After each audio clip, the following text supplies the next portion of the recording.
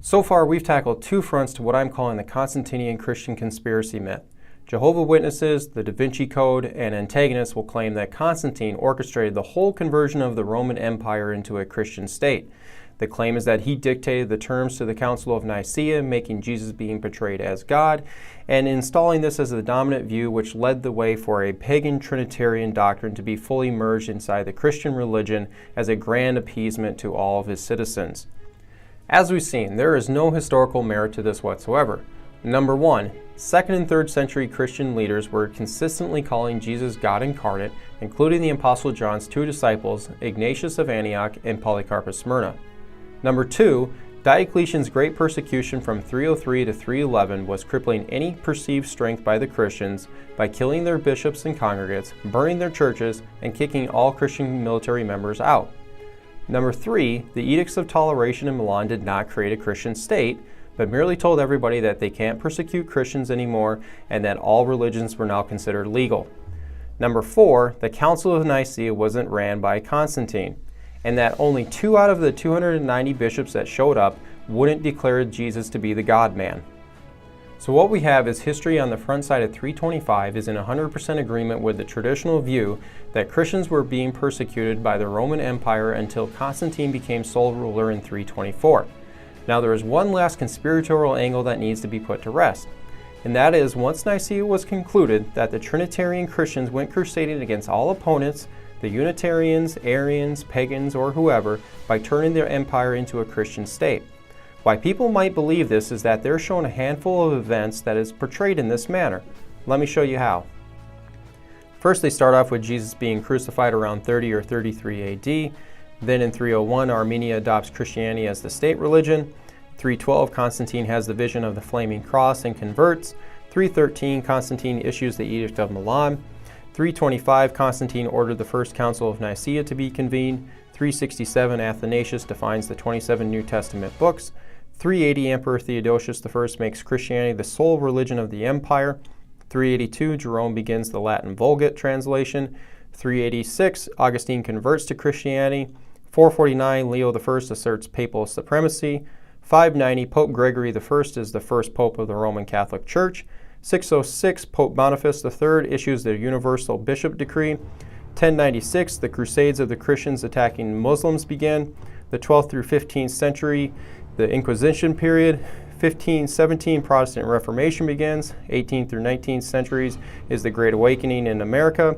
1948, the World Council of Churches is created. And 1962 is the Vatican II Council in Rome.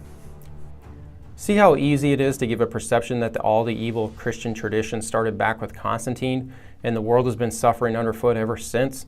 But what is so bad about this portrayal is that it lacks any substance and assumes that the majority of readers or listeners are not going to double check the viewpoint, especially if it comes with somebody that has the letters PhD in front of their name.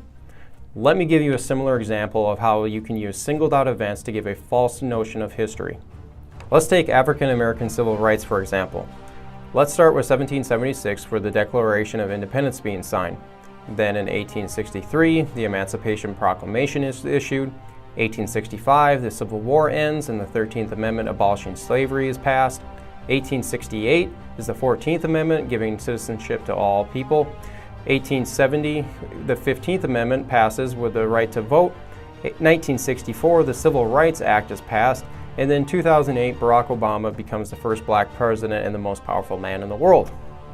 Now we know that is a very narrow view of history, but that's the point. And that notion is completely absurd to say that once slavery ended, it got a lot better and easier for African Americans in the nation, and that eventually one day a black person became the most powerful man in the world. Just to think how disappointing it would be that 500 years down the road that type of perception would be taught.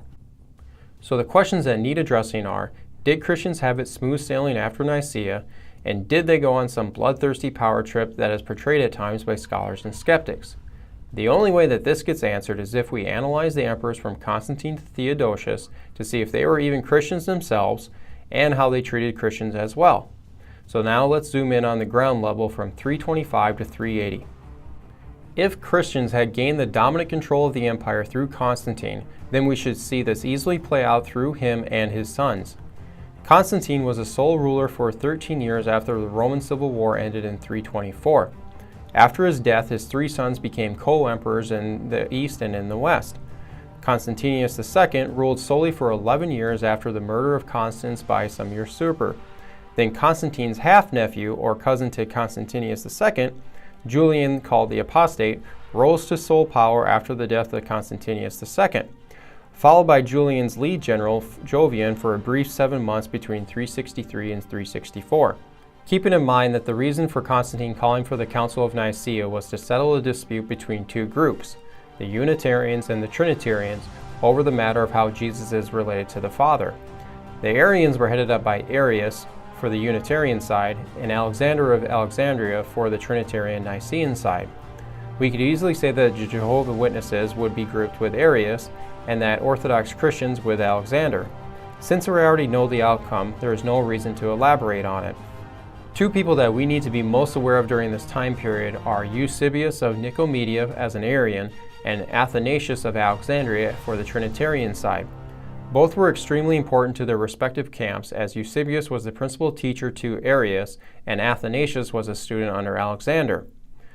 Let's examine Constantine's religious record. In 325 he calls for the Council of Nicaea. Shortly after this he exiles Eusebius for being an antagonist to the Nicene Creed. But 3 years later he reinstates Eusebius after he convinces him that Arian theology is no threat to Nicene theology. In 330 he builds the Column of Constantine. This massive pagan column was erected with a sculpture of him being depicted as Apollo the sun god. This is essentially casting himself in a deified manner, meaning, hey, look at me, I'm the sun god. 5 years later, Eusebius convinces Constantine that Athanasius is a threat to cargo shipments in Egypt. So Constantine has Athanasius exiled over 1,000 miles away to Gaul, which is Great Britain. Finally, on his deathbed, Constantine is baptized by Arian leader Eusebius. So, looking back at his track record, should Constantine be seen as some conquering Christian emperor? No. You don't erect pagan statues of yourself as a Christian. It's kind of a no-no.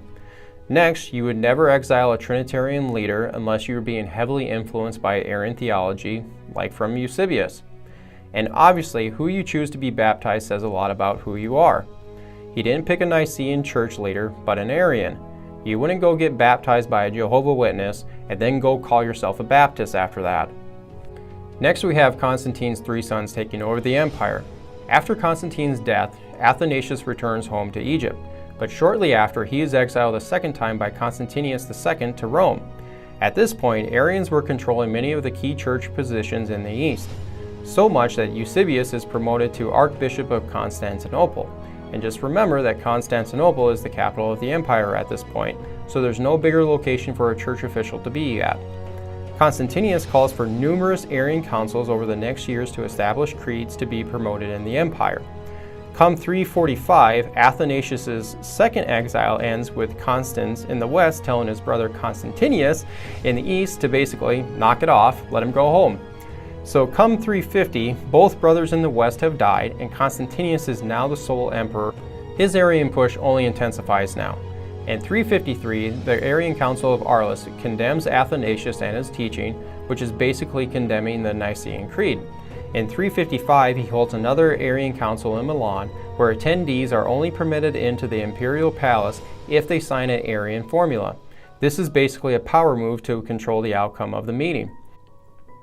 Shortly after, he exiles Athanasius again for 5 more years. He continues holding more Arian councils, trying his best to make Arianism the dominant religion. After his death, the Roman Senate deifies him, thus making him a god like the emperors of the past. It's quite clear that his 24-year reign is signified by Arian beliefs, or to say the least, his giant preference for it over Nicene theology. If you've been keeping track, we've seen Trinitarian leader Athanasius exiled 3 times now. He has been collectively exiled longer than he has been free to live at home. Next is Emperor Julian, who is sometimes called Julian the Apostate because he was pagan, or to say the least, he was anti-Christian. He saw Christianity as the force that was weakening the empire. His viewpoint was that the empire needed to return back to a polytheistic, philosophy-driven military power state of its former glory days. You know, the days when they were crucifying people for telling others to love their enemies. But the interesting thing was his pragmatic approach to this. He knew that persecution didn't work under Diocletian, so he chose a different route in trying to strengthen all other religions, thus diminishing Christianity's influence in the empire. His first step in this was issuing two edicts, Edict of Toleration and Edict of School. The Toleration Edict gave freedom to all religions, but what it was really about was reopening the door for pagan sacrifices to take place in public squares.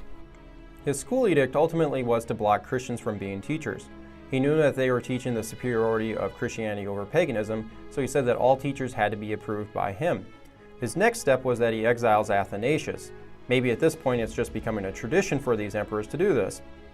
The third step he takes is trying to rebuild the Jewish temple in Jerusalem.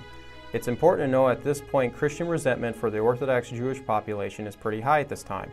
So if you want to tick off the Christians, rebuild the temple for the Jews to sacrifice on. Julian dies fighting the Persians after a very short reign, but it's simple to conclude that he wasn't doing Christianity any favors during his reign. After him, General Jovian takes over, and we can easily call him a Nicaean. He reinstates Athanasius, he reaffirms the Nicene Creed, and he institutes laws punishing pagan sacrifices. The only thing here is that his reign was only for 7 months, and while he was still in conflict with the Persians in the east. So how much effect could have his reign possibly had? Probably not a whole lot. Just look how long it takes for new bills and laws to be implemented in America, even with all of our technology. So it wasn't like he just said it one day in the Middle East, and then the next day everybody was in line throughout Europe. It's quite easy to see that the 40-year Constantinian dynasty was heavily pro-Arian with still pagan beliefs in their blood. Now we get to close out the 4th century with the last dynasty for the classical Roman Empire before its official split in 395. Here we see a shift of influence from Arianism to Nicene. 4 of the 5 emperors can easily be labeled as pro-Nicene, with a little debate about how Arian was Valens in the east. Valens does exile Athanasius for his 5th and final time. During this 4-month exile, the story goes that Athanasius was hiding out in his father's tomb, so the threat of death and punishment could have been very high for him. After Athanasius returns home, he writes his 39th Easter Festival letter, which includes a list of books that he saw as inspired. This is not an official list that was done by the church. It was simply him writing to Christians about which ones he saw as inspired, but it does reflect the same 27 New Testament books that we have today. In 374 and 378, Valentinian I and Valens die respectively. This ushers in emperors who elevate Nicene theology as the only legitimate religion in the empire with the Edict of Thessalonica in 380. Then in 381, the now known Second Ecumenical Council of Constantinople takes place. After this, Jerome begins working on the translation of the Bible from Greek to Latin. After Theodosius dies in 395, the empire splits into 2 separate empires with the Byzantine in the east and the Roman in the west. What we've seen here is ample evidence to refute the notion that the Christian Emperor Constantine turned the whole empire into a power-hungry, persecuting Christian state. He can't really even be regarded as a Christian with his track record that we saw. Arians and other anti-Nicene groups were trying to remove Nicene influence right after 325, and were doing a very good job all the way till Theodosius said enough is enough and put a stop to all of them. Overall, 4th century Christian history is not filled with power-hungry church leaders, but actually people who are still being oppressed because they still held firm to the faith that Jesus Christ is Lord and God. If these men didn't hold true to their faith, the Western world might have looked very different today. So now that you have a strong grasp on the first 4 centuries of Christian history, you can easily dismiss or refute any Jehovah's Witness, atheist, conspiracist, or whoever that wants to try to sell the notion that Constantine turned the whole world into a Christian state. In our next set of videos on witnessing to the Jehovah's Witnesses, we'll be defending the eternal nature of Jesus Christ. Reminder to hit the subscribe button below, hit the like button and leave a comment, or visit us at justscripture.org for more information about all of our videos. In the meantime, stay salty.